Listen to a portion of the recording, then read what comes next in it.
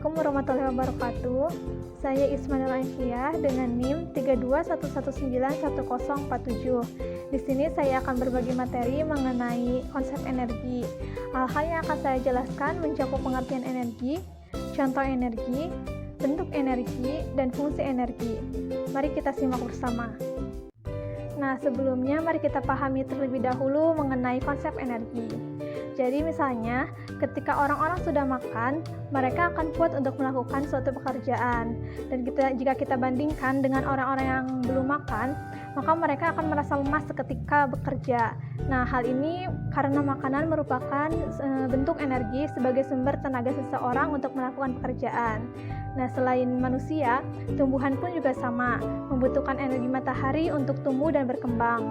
Karena tumbuhan juga melakukan fotosintesis, di mana fotosintesis ini, seperti yang kita tahu, fotosintesis membutuhkan bantuan energi cahaya matahari. Nah, jadi jika kita melihat apa itu energi, energi merupakan kemampuan untuk melakukan pekerjaan atau menghasilkan panas. Nah, kenapa bisa menghasilkan panas? Jadi misalnya, agar mobil bisa maju, pastinya kan harus ada bensin. Nah, bensin itulah yang menjadi energi untuk mobil tersebut, sehingga mobil itu menjadi bisa bergerak, dan di saat yang sama, mesinnya pun akan menjadi panas. Nah, selain mobil, begitu juga dengan manusia. Jadi, agar kita bisa beraktivitas, kita perlu makanan yang bisa menghasilkan energi, di mana energinya akan kita pakai untuk bergerak, dan juga untuk menjaga suhu badan kita. Nah, perlu kita ketahui bersama bahwa di alam semesta itu, energi bentuknya ada macam-macam. Panas itu energi, suara juga energi, listrik yang kita pakai untuk menyalakan lampu juga energi, lalu benda-benda yang jatuh, bergerak, bahkan yang diam pun mempunyai energi. Nah, energi yang ada di alam semesta ini jumlahnya akan selalu konstan dan tidak akan bertambah maupun berkurang. Energi di alam adalah kekal, artinya energi tidak dapat diciptakan dan dimusnahkan, tetapi dapat diubah dari energi satu ke energi lainnya. Ini merupakan pernyataan dari hukum termodinamika 1. Jadi sebenarnya energi yang kita gunakan itu berasal dari bentuk energi lain yang kita olah dan konversi menjadi energi yang kita inginkan. Nah, uniknya, jumlah energi yang ada di dalam sebuah benda atau sebuah sistem itu tidak bisa kita ukur. Kita bisa mengukur suhu di suatu ruangan, tapi tidak akan pernah bisa mengukur berapa persisnya energi di ruangan itu. Nah, tetapi kita bisa mengukur perubahan energi yang dialami sebuah benda. Analoginya seperti air di sumur. Nah, kita tidak bisa tahu berapa banyak air di dalam sumur, tapi kita bisa ukur berapa air yang keluar atau yang kita timba dan berapa air yang masuk jika kita masukkan lagi air dari ember. Nah, ternyata perubahan energi ini kaitannya erat sekali dengan usaha dan panas yang dihasilkan. Jika kita mengukur berapa energi yang dihabiskan oleh suatu benda untuk bergerak. Misalnya, berapa banyak energi yang kita habiskan untuk lari 6 km. Nah, kita bisa mengukur usaha dan panas yang dihasilkan, di mana secara matematis dituliskan bahwa perubahan energi atau delta E sama dengan panas atau kalor yang dihasilkan, atau Q, ditambah dengan usaha yang dilakukan, atau W. Dan dalam hukum termodinamika 2 menyatakan bahwa pembatasan perubahan energi di mana alur kalor suatu objek dengan sistem mengalami sifat alami, yaitu kalor secara spontan mengalir dari suhu tinggi ke suhu rendah dan tidak sebaliknya. Selanjutnya kita ketahui di mana dalam satuan internasional, satuan dari energi adalah joule. Selain itu, untuk menyatakan energi dalam bentuk kalor atau panas, maka digunakan kalori dan kilowatt untuk menyatakan energi listrik. Namun sebenarnya, banyak sekali satuan berbeda selain joule dan kilowatt. Dapat dilihat di atas beberapa satuan dari energi yang dapat kita konversikan sesuai dengan kebutuhan. Seperti yang dicatat dalam laman Britannica, seorang fisikawan asal Inggris bernama James Prescott Joule telah merumuskan bahwa berbagai bentuk energi pada dasarnya sama dan bersifat tetap, namun dapat diubah satu sama lain.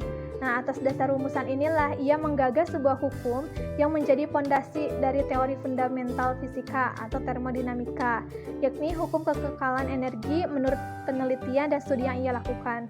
Joule dapat menyimpulkan ke dalam sebuah tesis ilmiah bahwa panas merupakan energi, di mana energi tersebut terlepas dari zat atau objek yang dipanaskan.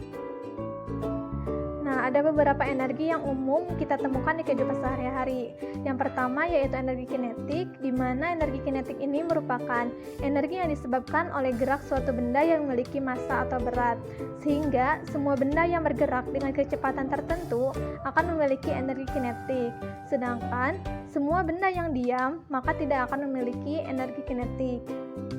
Untuk menghitung energi kinetik, kita bisa menggunakan rumus di atas. Nah, berdasarkan rumus tersebut, dapat kita ketahui jika benda bergerak semakin cepat, maka energi kinetik benda semakin besar. Demikian juga jika massa benda semakin besar, maka energi kinetik semakin besar. Nah, penerapan energi kinetik ini dapat kita temukan ketika sedang mengendari sepeda motor dengan kelajuan konstan, ketika bermain bola dengan bolanya menggelinding di tanah, ataupun ketika mendorong kereta bayi.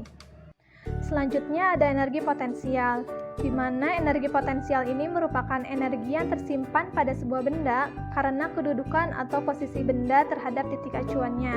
Nah, dari pengertian tersebut kita bisa tahu bahwa benda yang diam namun berada di ketinggian tertentu maka akan memiliki energi potensial. Sedangkan benda yang bergerak namun tidak memiliki ketinggian maka tidak memiliki energi potensial.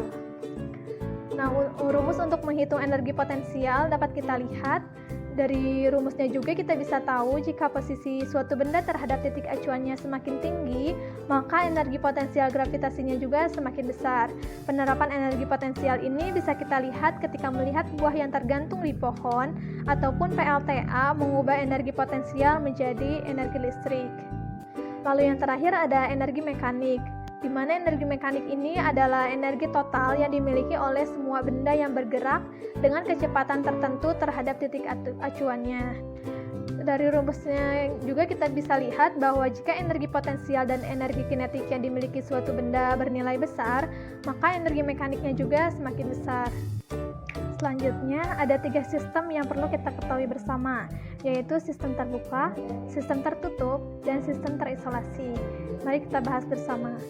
Yang pertama yaitu sistem terbuka. Nah, pada sistem terbuka terjadi perpindahan energi dan perpindahan materi.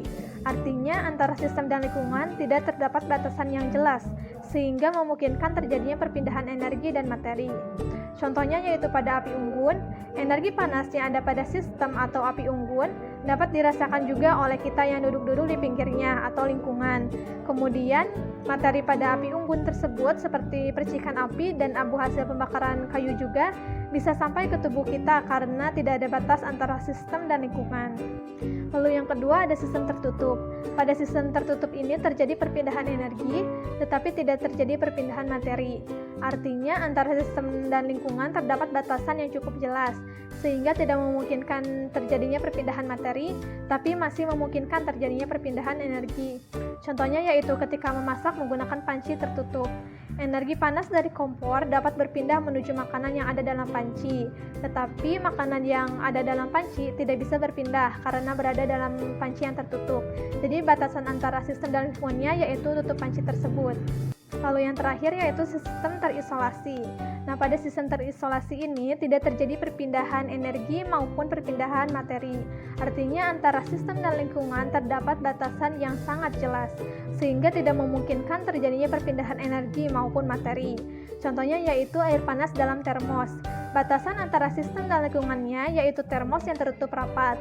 Pada sistem terisolasi tidak ada perpindahan energi dan materi karena sistem benar-benar terisolasi dari lingkungan sekitarnya. Untuk selanjutnya saya akan menjelaskan mengenai hubungan antara suhu dan energi kinetik rata-rata partikel gas ideal.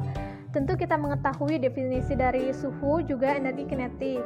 Nah, secara makromatis, suhu dapat didefinisikan sebagai derajat panas dinginnya suatu benda. Dan jika kita ingin melihat secara mikro, maka suhu dapat didefinisikan sebagai rata-rata energi kinetik yang dimiliki oleh partikel dalam suatu wadah tertentu.